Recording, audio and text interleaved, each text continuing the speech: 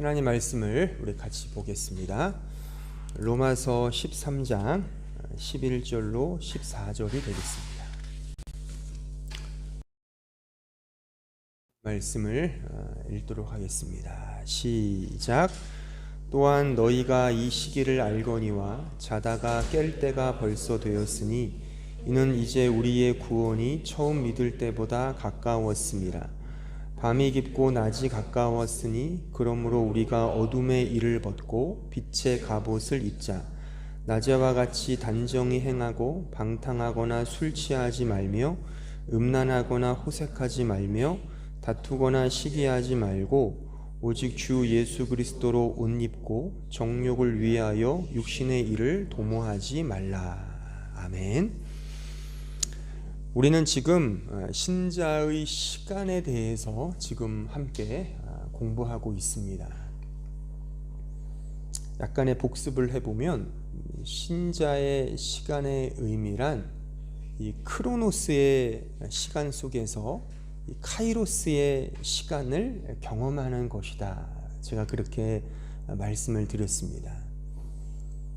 그러니까 크로노스의 시간, 그냥 그렇게 흘러가는 누구나에게 다 주어진 그런 시간 속에서 그 하나님과 특별하게 만나는 그런 카이로스의 시간, 그것을 여러분들에게 주어진 이 시간 속에서 경험해야 되는 것이 신자에게 주어진 시간의 의미인 것입니다.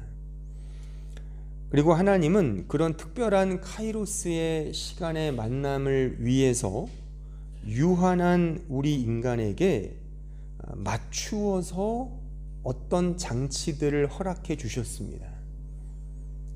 다시 말하면 우리가 이해할 수 있는 방편으로 이 크로노스의 시간 속에 이렇게 하나하나 안배해 놓으셨다는 말입니다. 그러한 방편들을 통해 진짜 본질을 깨닫는 것이 중요하다라고 제가 말씀을 드렸습니다. 가령 하나님은 하늘과 땅을 만드셨죠. 빛과 어둠을 나누셨고 선과 악을 우리에게 허락해 주셨습니다. 이러한 장치들은 후자를 통해 전자를 알게 하는 그런 방식이라 그겁니다.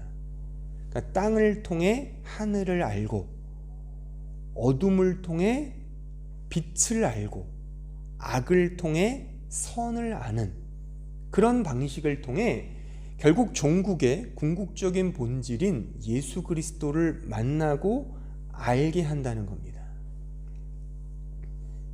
여기까지가 제가 지난 2번에 걸쳐서 시간에 관련된 그런 말씀을 드린 것이고, 엄밀히 말하면 본문 11절 한 절에 대한 강해의 말씀입니다.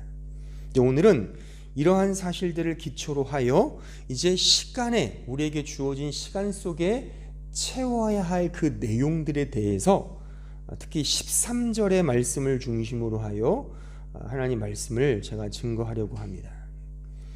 오늘 본문에 보면 크로노스의 시간 속에서 바로 카이로스, 오늘 본문의 워딩으로 말하면 밤과 어둠의 일을 벗고 그리스도의 옷, 그 빛의 갑옷을 입는 것으로 대조되어 오늘 본문이 설명하고 있습니다.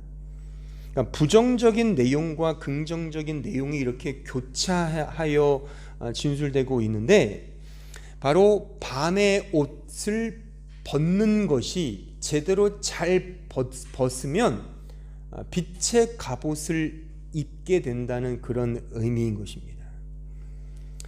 예수 그리스도의 옷을 입는다는 그 긍정적인 내용은 제가 다음 시간에 성경에 등장하는 다양한 이야기들을 제가 들어서 아주 친절하게 설명해 드릴 텐데, 오늘은 좀 부정적인 의미, 13절에 등장하는 이 부정적인 의미들을 좀 고찰하면서 우리가 시간 속에 채워야 할 그 내용들의 성격과 특징에 대해서 함께 공부를 해보도록 하겠습니다.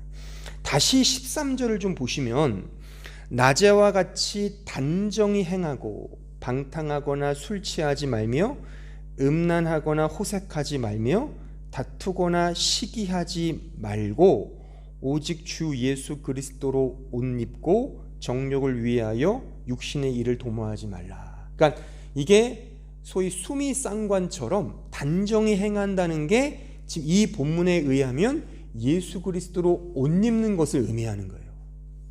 그러면 그 중간에 낀 그 내용들이 부정적인 의미인 거죠. 이 부정적인 의미를 제대로 알면 그게 바로 예수의 옷을 입는 그 의미다, 그겁니다. 이 중간에 부정적인 의미를 저는 세 구분으로, 세 덩어리로 한번 나누어 봤어요. 순차적, 본문이 그대로 말씀하고 있는 것처럼 첫 번째는 방탕과 술 취함이고, 둘째는 음란과 호색이며, 셋째는 다툼과 시기입니다. 요 세 부분을 부정적인 의미인데 이것을 우리가 잘 알면 예수의 옷을 입는다는 게 뭔지에 대한 그 본질을 우리 수준에 맞춰서 이게 그거구나를 알게 된다는 겁니다. 우리는 예수로 옷 입는다는 말을 들으면 그게 무슨 말이겠습니까? 되게 추상적이고 이해가 쉽지 않은데, 지금 이 부정적인 뉘앙스를 우리가 좀 하나하나 살피다 보면 이게 아닌 게 바로 그리스도로 옷 입는 것이구나를 안다 말입니다. 요 세 부분을 통해 시간 속에서 우리 인간의 한계와 그 제한성을 이해하고 확인하며, 동시에 그래서 그리스도의 옷이 필요하구나, 그 그리스도의 옷을 입는다는 것은 결론적으로 하나님의 은혜의 옷을 말하는 거예요.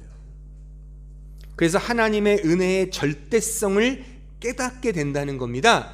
이것이 시간의 의의가 된다, 저는 그렇게 말하고 싶습니다. 크로노스의 시간 속에서 인간의 제한성을 깨닫고, 동시에 카이로스의 시간 속에서 하나님의 은혜의 절대성을 깨닫는 겁니다. 이 부분을 이제 제가 두 번에 걸쳐서 설명해 드리겠습니다. 오늘 먼저 부정적인 이 의미들, 첫 번째 13절을 다시 보시면 방탕과 술 취하지 말라, 그런 의미죠. 방탕과 술 취함. 이 의미를 알면 그리스도로 옷 입는다는 것이 뭔지를 더 가까이 갈 수 있다는 겁니다. 자, 한번 생각을 해보자고요. 자, 여기를 보세요. 술 취한다는 게 뭘까요? 성경에서 술 취한다는 거. 술 드셔보셨어요? 술 드신 분들, 술 취하면 어떻게 됩니까? 다 술 안 드셔본 것처럼 다 그러는데, 술 다 드셔보셨잖아요. 알코올이 이빠이 취하면 어떻게 돼요? 그렇지, 누가 그래, 이성을 잘 먹어봤나 보네. 그렇죠. 술을 먹으면 이성적이지 않게 돼요. 그러니까 무분별하게 되는 거죠. 그래서 이게 앞뒤가 안 맞고 무질서하게 됩니다. 그래서 옛날에 그 음주 측정을 할 때도 경찰관이 어떻게 했어요? 내려서 어떻게 하죠? 똑바로 걸어 보시라고. 못 걷죠. 술 이빠이 취하면 땅하고 싸우잖아요. 이 땅이 나를 치네 막 그러면서 막 헛소리 하면서 막 그냥 막 개고픔 물잖아요. 그러니까 이게 술 취함의 특징이거든요. 이 방탕이라는 단어가 영어로 레벌이에요. 레벌. 이게 흥청망청 뭔가를 쓴다는 의미거든요. 그러니까 이 성경에서의 방탕과 술 취함이라는 그 신학적 의미는 시간을 허비한다는 의미입니다.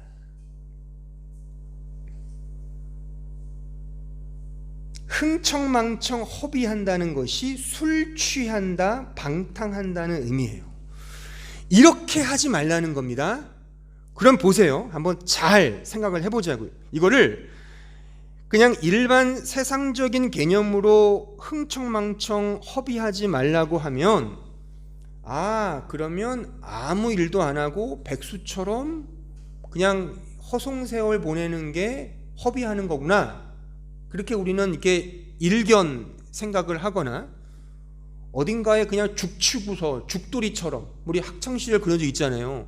남자들 농구장에 죽치고 계속 죽돌이로 있으면서 막 한 팀하고 게임하고 또 계속 죽치고 또 한 게임하고, 시간을 허비하면 집에 가면 엄마 아빠가 야 그렇게 방학을 허비하냐, 그런 개념이 아니라 성경에서의 흥청망청 허비한다는 의미는 하나님과 관계하지 않는 모든 시간을 의미하는 거예요. 자, 그러면 여러분들이, 신자들을 포함하여 모든 세상 사람들이 우리의 시간 속에서 가장 많이 투자하고 가장 많이 공들이는 게 뭡니까?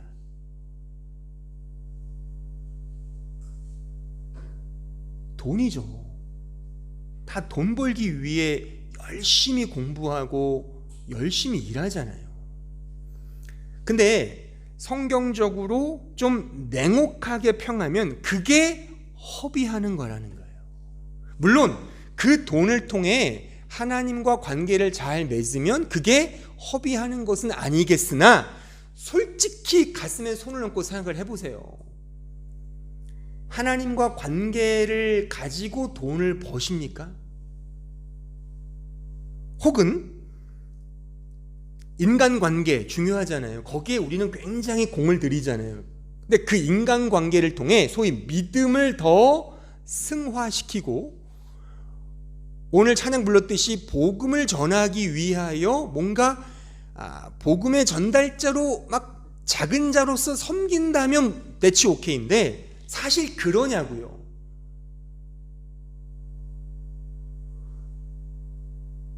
또 우리가 우리의 건강에 굉장히 매진하잖아요. 거기에 공을 많이 들이잖아요. 근데 우리의 이 몸뚱아리를 가지고 정말 하나님의 영광을 위하여 우리가 사용을 하냐고요.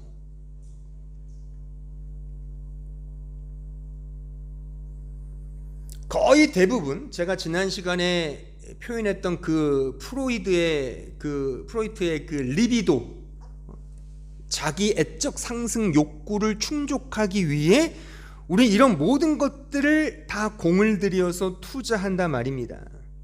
나의 유익을 위해 더 만나고 더 편하고 더 유익한 것들을 채우고, 나를 위해 더 좋은 집, 더 좋은 차, 더 좋은 옷, 더 좋은 가전제품들을 사기 위해 돈을 벌고 돈을 쓰는 법입니다. 자, 디모데전서 6장 10절을 보실까요? 돈을 사랑함이 일만하게 뿌리가 되나니 이것을 탐내는 자들은 미혹을 받아 믿음에서 떠나 많은 근심으로써 자기를 찔렀도다.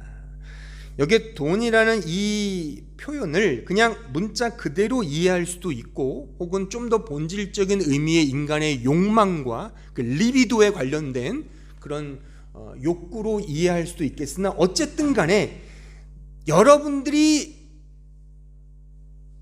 하루에 계속 근심하는 그 근심의 내용이 뭡니까? 그 근심의 내용 중에 정말 하나님을 생각하며 하나님을 더 알기 위하여 근심하느냐, 그겁니다. 그것보다는 지금 제가 언급한 이런 돈이라든가 인간관계라든가 어떤 건강을 위해서 우리는 더 많이 근심을 하고 걱정을 하지 않습니까? 근데 제가 말하고 싶은 것은 이런 근심을 하지 말자는 게 아니에요. 이게 우리의 자연적인 본성이라는 겁니다. 우리가 이 인생을 살면서 시간을 이렇게 흘러가면서 우리가 늘 채우는 내용들은 성경으로 말하면 허비하는 거라는 겁니다. 말하자면 우리가 돈을 아무리 사랑해도 그 돈을 쌈에 들고 천국에 갑니까? 내가 아무리 내 몸을 사랑해도 내 이 몸뚱아리는 먼지에 불과하거든요. 하나님이 새 몸을 입혀주신다는데 그 새 몸이 뭔지는 아무도 몰라요. 결국 이 세상에 있는 모든 것들은 다 유한한 것들인데 우리는 이 유한한 것들에 매몰되며 살지 않습니까? 그 자체가 허비하는 인생이라는 겁니다. 우리가 진짜 신자이고 성도라면 성경이 말하는 이러한 가르침 속에 내 자신이 얼마나 세속적이고 그래서 시간을 허비하고 있는지를 확인하고 깨달아야 한다는 사실입니다. 이 깨달음을 위해 이 시간, 크로노스라는 시간을 주셨다는 겁니다. 그러니까 제가 계속 언급하지만 우리가 하루 24시간 근심하는 게 뭐예요? 자, 이런 세상적인 것들 아닙니까?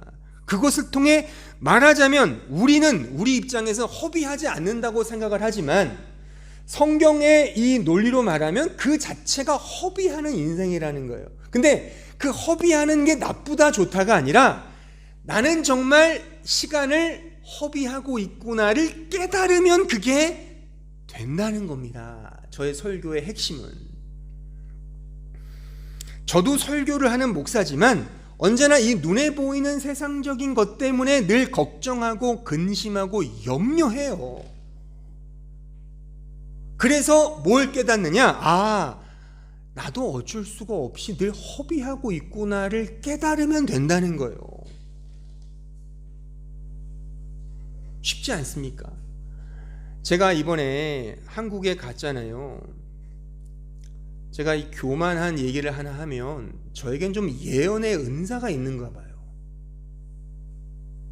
제가 연초에 사실 한국에 갈 그런 돈도 없고 또 그런 계획도 없었는데 연초부터 이상하게 한국에 좀 가야 되겠다라는 왠지 모를 그런 마음이 드는 거예요.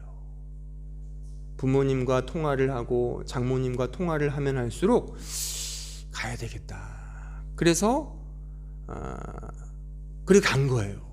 갔는데 그 마음에 뭔가 헛헛한 그런 느낌과 그런 예언자적 느낌이 적중한 것처럼 제가 보는 앞에서 제 아버지가 심근경색으로 쓰러지신 거예요.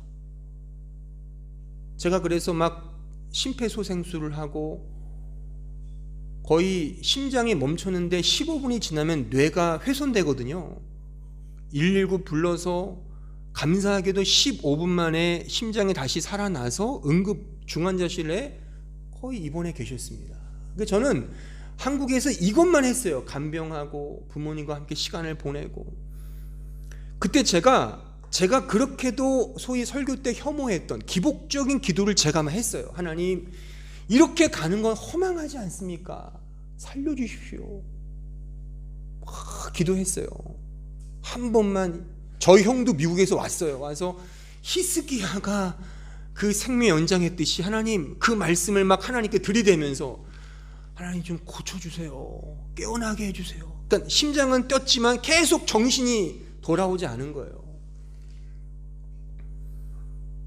제가 한국에 갔다면 제 아는 동료 목사님들이 우리 교회 와서 그 은혜의 복음서 설교해달라고 막 그랬는데 제가 어디도 안 갔어요. 아무데도 안 갔어요. 그냥 병원에서 그냥 기도하고 그래서 제가 시편을 읽으면서 막 이 건강 때문에 이 죽어서 그냥 흙으로 갈 이 몸뚱아리를 위해서 엄청나게 기도했는데 정말 기적적으로 제가 종이 쓰지 않는 단어지만 하나님이 고쳐주셨습니다. 지금 정상이 되셨어요. 이 설교하는 목사도요, 제가 건강이나 돈이나 이런 게 하찮다, 필요 없다라고 저는 생각하지 않습니다.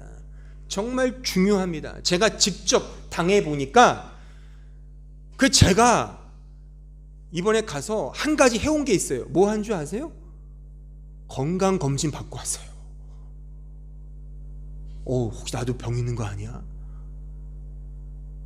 위내시경도 하고 그렇게 되더라니까요.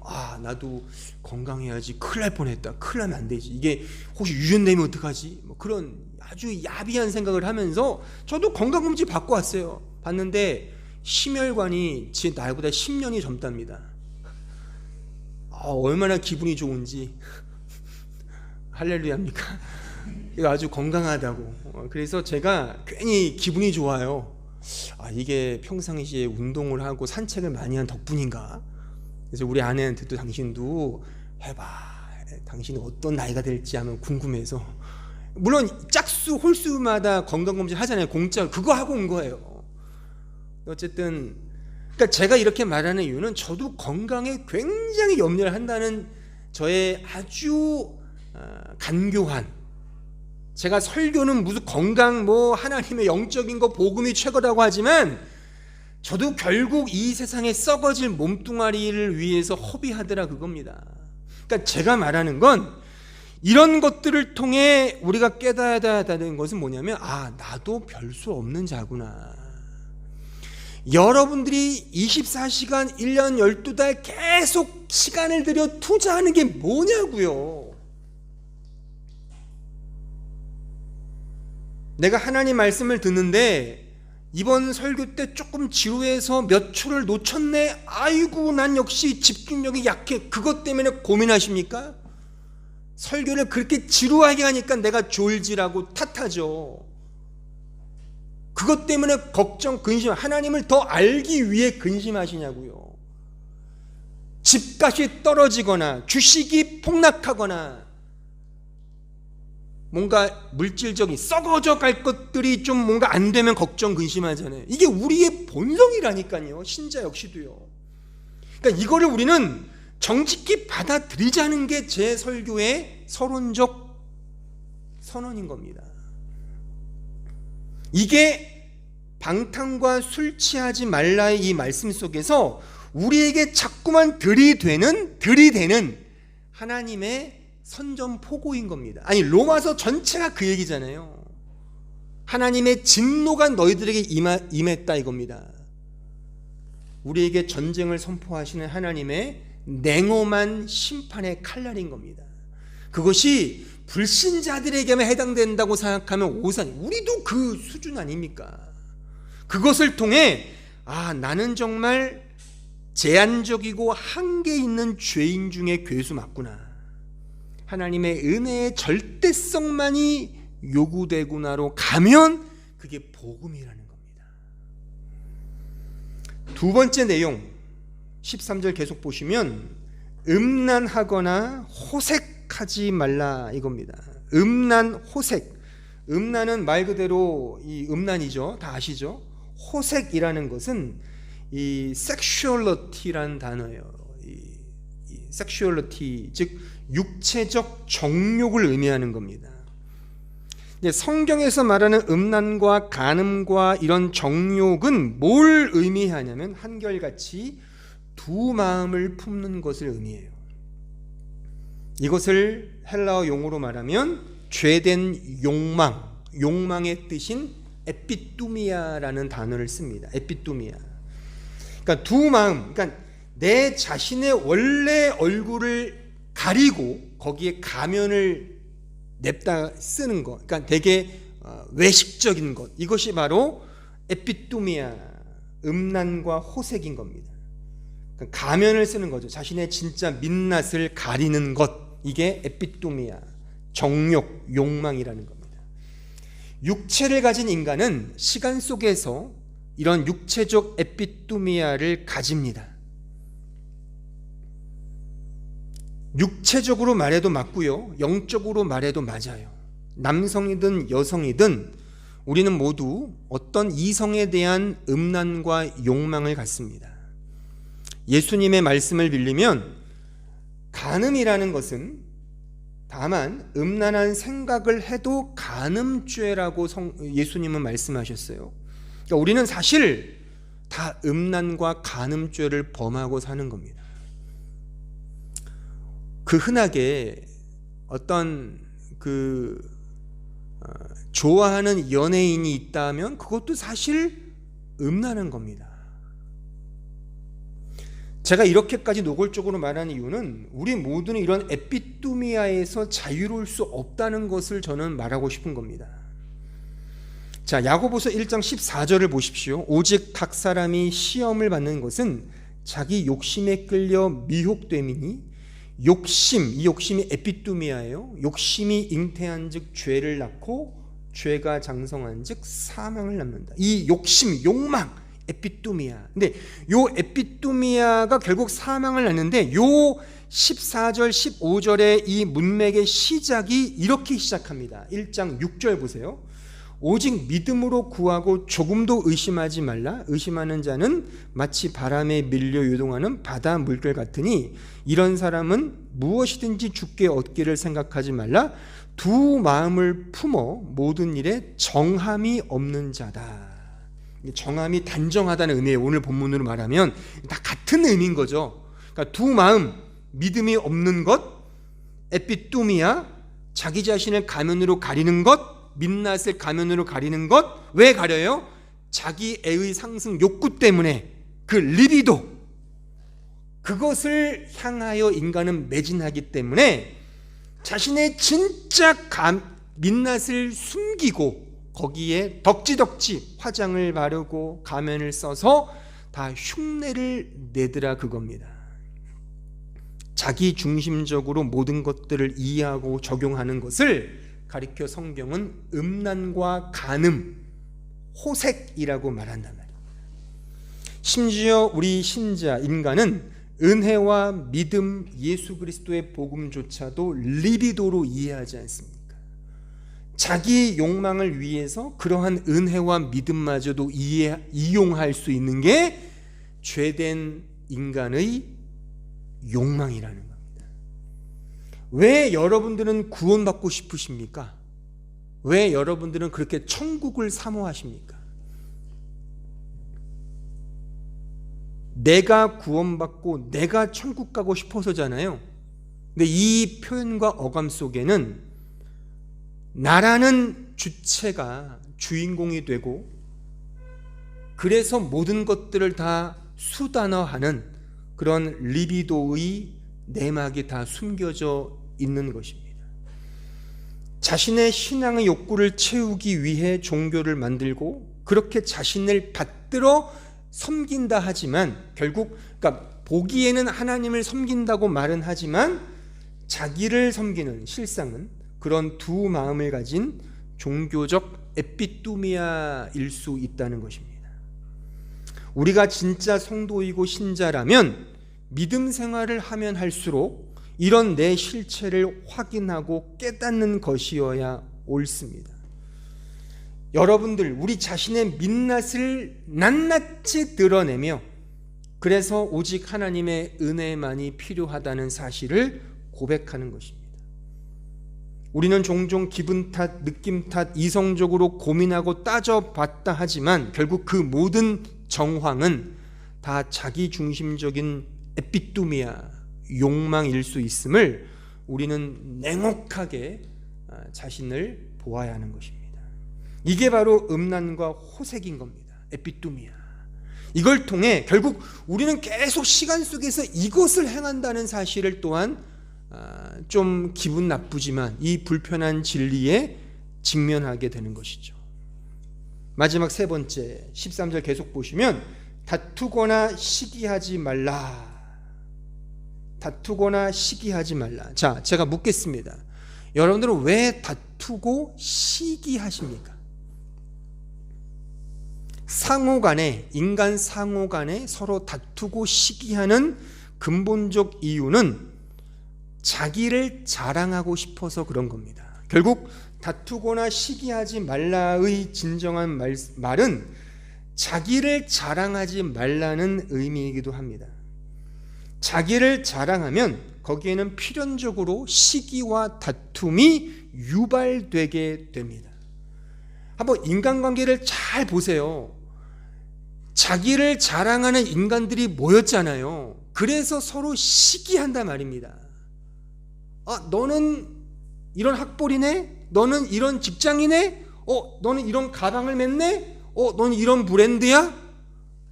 뭔가 시기가 생기고 그래서 다툼의 그 가십이 거기서 뿜어져 나온다는 겁니다. 그래서 진정한 상호간의 사랑과 섬김은 자기를 자랑하지 않고 오히려 겸손히 자기보다 남을 더 낮게 여기는 그런 마음에서 출발한다고 성경은 말씀하고 있는 겁니다. 빌립보서 2장 3절 보세요. 아무 일에든지 다툼이나 허영으로 하지 말고 보세요. 다툼이나 허용으로 하지 말고, 근데 그 대안이 뭐냐? 겸손한 마음으로. 겸손이 뭐예요? 자기를 자랑하지 않는 거죠. 근데 그럴 수 있는 사람이 있습니까? 진짜 솔직하게 각각 자기보다 남을 낮게 여기고 각각 자기 일을 돌볼 뿐더러 또한 각각 다른 사람들의 일을 돌보아 나의 기쁨을 충만하게 하라. 이렇게 말씀하면서 그 겸손의 대명사인 예수 그리스도의 존재와 삶으로 이 구절이 이어지는 거예요. 그 4절 이하에 보면 너희 안에 이 마음을 품으라 곧 그리스도 예수의 마음을, 이렇게 말하는 거예요. 그런데 우리는 기실 우리의 시간 속에서 항상 언제나 지속적으로 자랑하며 살지 않습니까?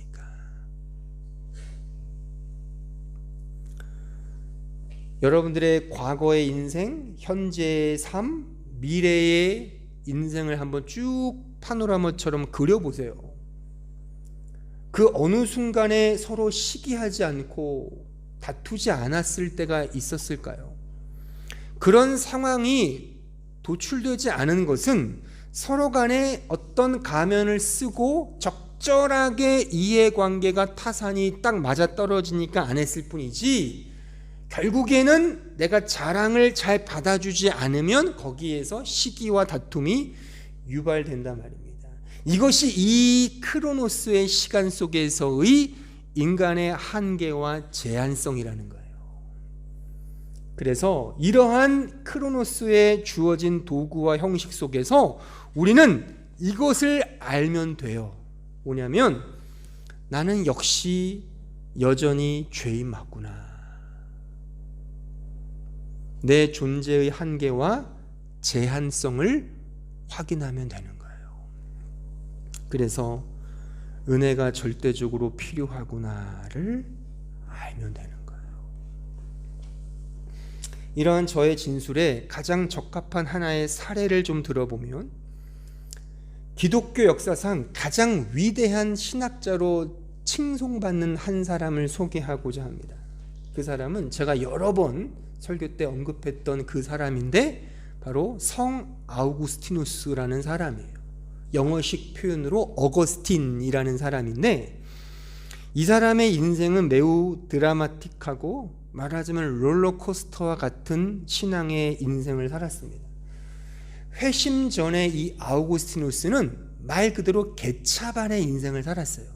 근데 회심 이후에 성자의 삶을, 그래서 그의 그 영어식 앞에 세인트, 성 아우구스티누스라는 그런 소위 호칭이 불리울 정도로 아주 성자와 같은 삶을 살았는데, 그것은 표면적인 모습이야 그렇지, 사실 그의 글들을 통해, 고백록의 글들을 통해 보면 그는 성자, 신자가 되었어도 여전히 그 마음에 내면에서 갈등과 범민이 있었음을 충분히 우리는 살필 수가 있습니다. 그의 극단적 변화를 통해 하나님의 의도하시는 것은 루터의 고백처럼 나는 죄인인 동시에 의인이다, 즉 하나님의 은혜의 절대성으로 가야 한다는 그 팩트만이 그의 인생을 통해 우리가 배울 수 있는 고백인 겁니다. 그 아우구스티누스가 얼마나 개차반이었냐면, 입에 담을 수 없는 얘기지만 팩트니까, 그가 얼마나 여자를 좋아했냐면 17세부터 여성들과 동거 생활을 했는데, 그것도 유부녀와 동거를 하여 17세에 사생아를 낳습니다. 그럴 정도로 천박하고 타락의 극치를 보여주는 젊은 시절을 그가 보냈어요. 그래서 그의 어머니 거룩한 여인 모니카가 늘 어거스틴에게 이렇게 늘 말했답니다. 우리로 말하면 야, 좀 공부 좀 해라, 좀 시간 좀 허비야, 이런 말이 아니라 그 어머니 모니카가 어거스틴에게 했던 말이 뭐냐면, 어거스틴 제발 여자를 사귀는 건 좋은데 유부녀만큼은 사귀지 마, 네 인생을 망치는 거야, 그렇게 늘 얘기했대요. 아니 얼마나 개차반이었으면 엄마가 그런 말을 했겠습니까? 그렇게 살았던 이 어거스틴이 어느 날 밀라노의 한 정원에서 이런 어린 아이의 노랫소리를 들어요. 톨레 레게 톨레 레게, 라틴어인데 톨레 테이크 앤 레게 리드, 집어서 읽어라 집어서 읽어라, 그런 노랫소리를 들은 거. 물론 하나님이 주신 음성이겠죠. 그래서 옆에 있던 성경이, 또 성경 옆에 있었나 봐요. 성경을 이렇게 집어서 딱 펼쳤대요. 근데 어디가 나왔느냐? 지금 우리가 배우고 있는 로마서 13장 13절 14절 이 말씀이 딱 보인 거예요. 방탕하거나 술 취하지 말고, 음란하거나 호색하지 말고, 다투거나 시기하지. 그의 삶이었거든요. 그게 언제나 방탕했고 언제나 음란했고, 또 이 어거스틴이 어떤 철학 사상에 심취했냐면 당시에 마니교라는 약간 이단 그런 사상에 심취했는데, 이 마니교는 어떤 사상이 있냐면 영지주의예요.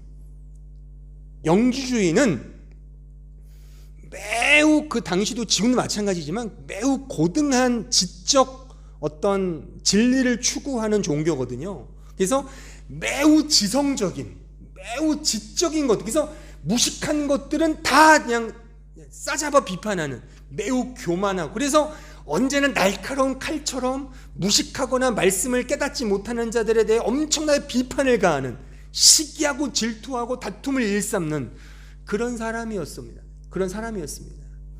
이런 사람이 그 말씀을 딱 대하니까 나네. 그리고 그 이어지는 말씀, 내 수준이 이렇구나. 넌 오직 은혜의 옷을 입어야 돼. 그가 이 밀라노의 한 정원에서 톨레레게를 통하여 성경을 보고 딱 그 말씀을, 하나님의 섭리겠죠. 그때 그가 회심을 하여 지금 우리가 알고 있는 그 성 아우구스티누스가 된 겁니다. 그는 그래서 평생 너무하다시피 할 정도의 철저한 은혜와 절대적 은혜만을 강조했습니다. 저보다 더. 그래서 그는 실제 제가 여러 번 언급했지만 그가 고백했던 명언이 있죠. 오 펠릭스 쿨파, 오 펠릭스 쿨파, 오 복된 죄여 라고까지 그는 그 죄조차도 하나님의 은혜의 절대성으로 이해하여 고백하게 되었던 것입니다. 사도 바울의 복음을 가장 잘 이해했다고 자타가 공인하는 그 아우구스티누스 4세기 인물이죠. 그 사람의, 그 아우구스티누스의 또 신학을 가장 잘 이해했다고 하는 그 종교개혁 시대의 존 칼빈, 또 그 존 칼빈의 신학을 가장 잘 교회화했다는 우리 개혁파 장로교회, 제가 속해 있는, 우리가 속해 있는 개혁파 교회예요. 오직 은혜와 사랑과 믿음, 이 안에, 이런 전통 속에 우리가 지금 서 있는 것입니다. 하지만 그렇다고 해서 이런 아우구스티누스가 완벽하지 않습니다.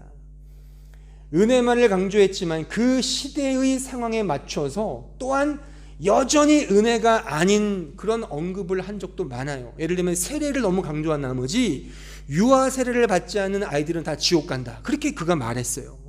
그러니까 절대 은혜와는 또 결이 다른 그런 교회의 어떤 성례를 강조하는 그런 입장에 서기도 했고, 또는 존 칼빈조차도 은혜를 강조하는 사람이었지만 자기와 신학적으로 다른 사람들을 좀 많이 박해하는 일에, 그가 스위스 제네바를 목회할 때 그런 기록들도 있습니다.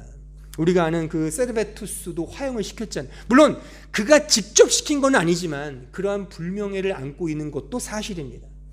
그러니까 성경에 등장하는 그런 은혜를 아는 믿음의 조상들 하나하나의 면모를 보세요.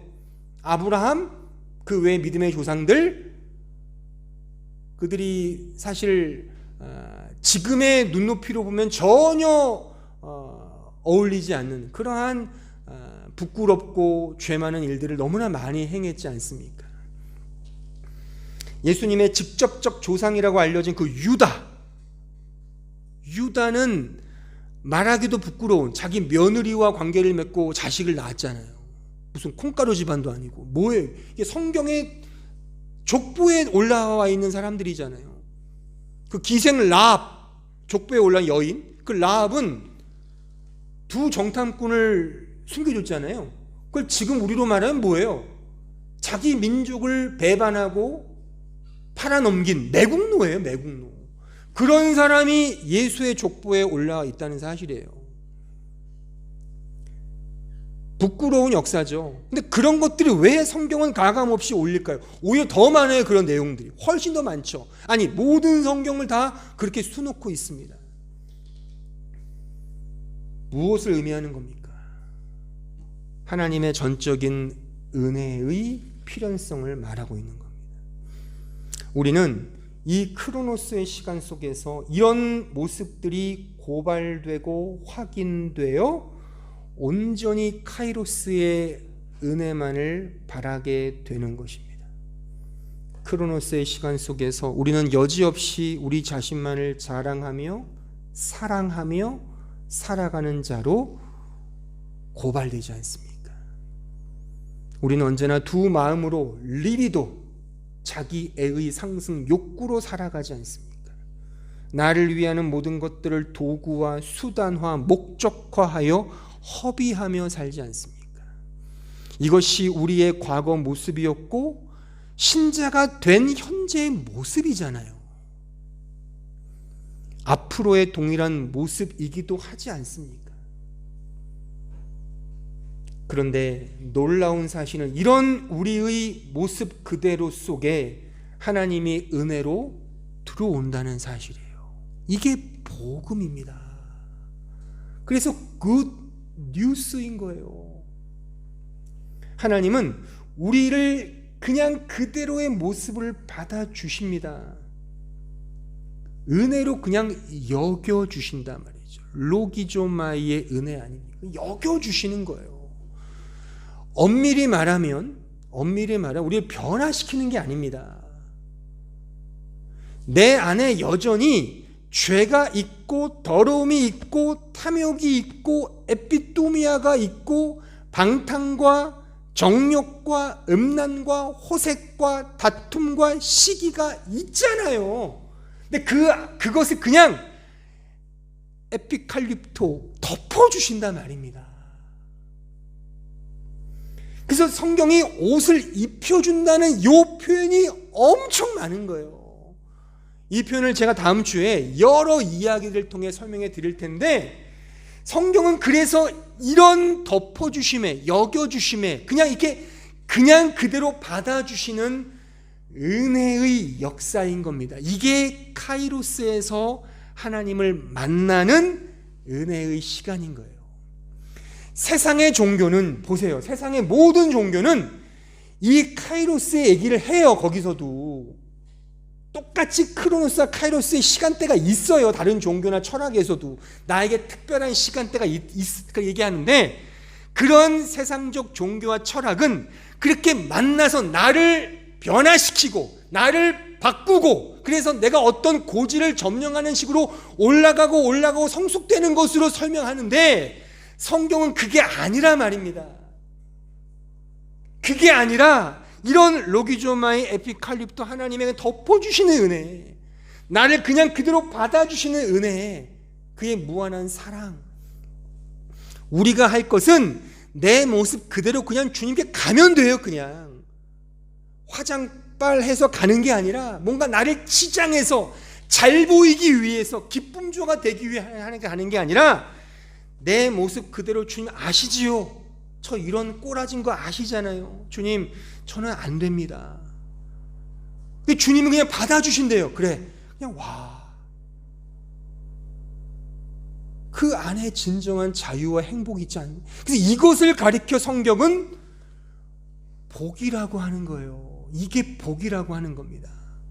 로마서 4장 3절 보십시오. 성경이 무엇을 말하느냐? 아브라함이 하나님을 믿음에 그것이 그에게 의로 여겨진 바 되었느니라. 일하는 자에게는 그 삭시 은혜로 여겨지지 아니하고 보수로 여겨지. 이게 세상 종교의 메커니즘이에요. 이게 패러다임이에요. 이게 다 이렇게 가는 거예요. 내가 일을 해서 삭슬 얻으려고 하는, 내가 하나님을 어떤 신을 섬겨서 보상과 내가 보응을 얻기 위한, 다 그렇게 가잖아요. 근데 이게 아닙니다. 기독교는요. 이게 아니라 일을 아니할지라도, 보세요, 안 한다니까요. 기독교는 경건하지 않아도 그런 자를 의롭다 여겨주시는, 이게 로기조마예요. 여겨주시는 이를 믿는 자에게 그의 믿음을 의로 여겨주시나니, 일한 것이 없이 하나님께 의로 여기심을 받는 사람의 복에 대하여, 이게 복이라고 성경은 말해요. 이 복에 대하여 다윗이 말한 바, 불법이 사함을 받고 죄가 가리어짐을 받는 사람들은 복이 있고 주께서 그 죄를 인정하지 아니하실 사람은 복이 있도다. 우리는 다 내가 죄로 인정되지 않기 위해 노력을 하잖아요. 그게 아니라니까요. 기독교의 복음은 그냥 하나님이 인정하지 않아 주신다는 거예요.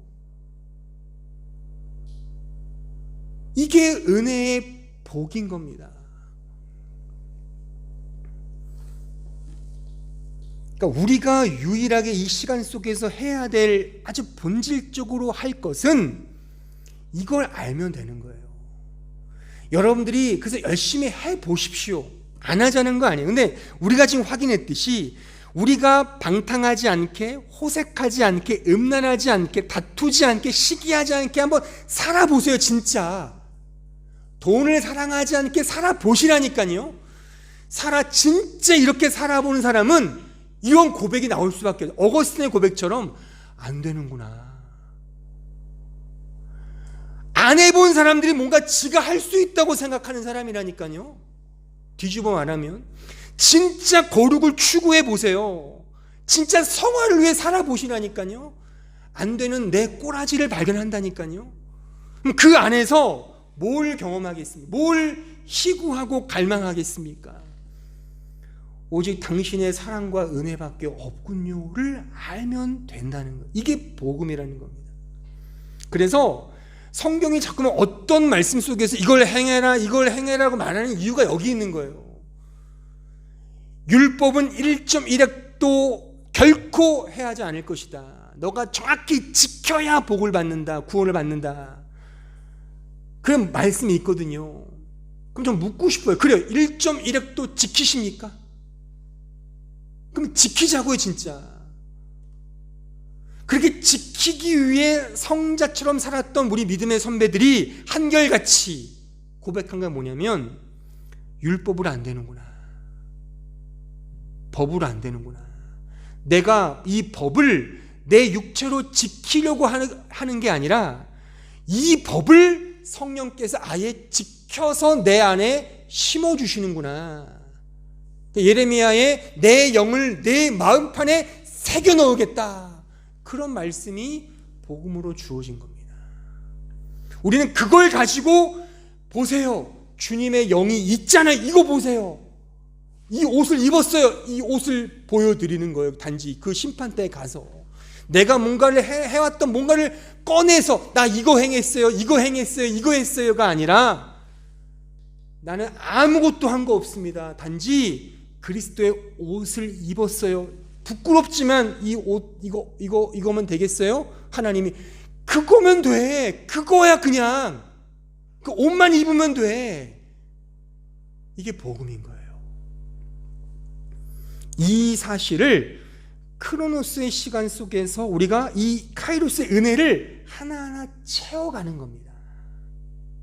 이것도 은혜네, 이것도 은혜네, 이것도 사랑이네, 이것도 하나님의 자비네. 하나하나 배워가면서 결국 나의 제한성과 나의 유한성과 나의 죄된 한계를 매 순간 발견하고, 오직 하나님의 은혜, 그 한량없는, 정말 말할 수 없는, 이해할 수 없는 그 왜곡된, 왜 나를 사랑하지? 근거가 없잖아, 납득이 안 되잖아, 그런 하나님의 그런 사랑을 깨달으면서, 그 사랑을 안다 그래서 또 그렇게 삽니까 우리가요? 진짜 사랑에 보답하며 살자. 진짜 그 사냐고요. 또 못 사는 우리 자신의 모습을 매 순간 발견하잖아요. 그거를 빨리빨리 우리가 알고, 그래서 늘 은혜로 걸어가는 그것이 이 시간 속에서 우리가 채워가야 할 카이로스의 내용인 것입니다. 아무쪼록 이 은혜의 복을 더 풍성히 누리며 살아가시는 주의 백성들이 되기를 진심으로 바랍니다. 기도하겠습니다. 은혜로우신 아버지 하나님, 우리가 유한한 피조물인 인간이 어떻게 하나님의 그 놀라운 섭리와 일과 뜻을 다 알겠습니까? 우리는 다만 우리에게 맞춰서 알려주시는 이 계시의 한도 내에서만 당신의 그 오묘한 뜻을 알 뿐입니다. 그런데 우리에게 너무나도 적나라하게 주신 말씀은 다투거나 시기하지 말라이며, 음란하고 호색하지 말라이며, 술 취하지 말고 방탕하게 살지 말라입니다. 하지만 우리는 늘 나 자신의 리비도를 향하여 탐욕과 정욕으로 살아가는 우리 자신이 보일 뿐입니다. 하나님을 사랑한다 말하지만, 예, 사랑합니다. 하지만 여전히 그 사랑은 왜곡된 사랑일 수밖에 없고 나를 근거한 사랑임을 또한 고백합니다.